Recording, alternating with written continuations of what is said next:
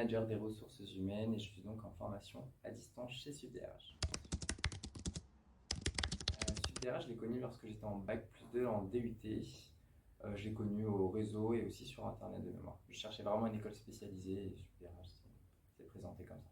Alors de mon côté, j'ai choisi la formation à distance parce que j'habite loin du 15e, donc c'était vraiment facilitateur en termes d'organisation et aussi en gain de temps parce que les transports, effectivement, ça fait perdre un certain temps dans la journée.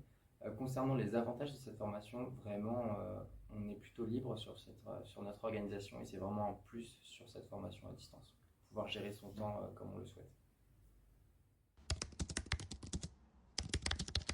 Déroulé, on a démarré par une première semaine tous en présentiel sur Paris. Ça a permis d'avoir vraiment de discuter avec d'autres promos et c'était vraiment important pour la cohésion de groupe.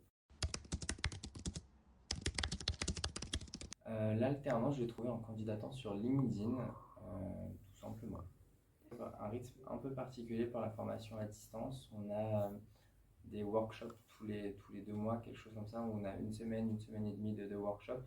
Et sinon, toutes les semaines, on a cours les mardis à distance, dans le cadre de la formation à distance de SUBDRH. Alors actuellement, je suis donc chez IDEMIA, donc on est spécialisé sur l'IT, la biométrie, c'est notre cœur de métier. Sur un poste d'HRBP junior, c'est un contrat de 2 ans tout simplement. L'alternance se déroule bien, ça me permet également de développer mes nouvelles compétences parce qu'il y a des mobilités et ça me permet justement d'accroître mes missions et justement de faire un lien avec la formation que je suis chez SUBDRH. Je dirais qu'intégrer SUBDRH, c'est vraiment intégrer une école des relations humaines. Je pense que vraiment le point fort de cette école, c'est la cohésion qu'ont tous les étudiants entre eux et pas forcément que sur les sujets à l'école, on peut aussi divaguer sur plein d'autres sujets. Autre point, c'est que les ressources humaines, ça permet effectivement d'aborder un scope et les ressources humaines, c'est très large.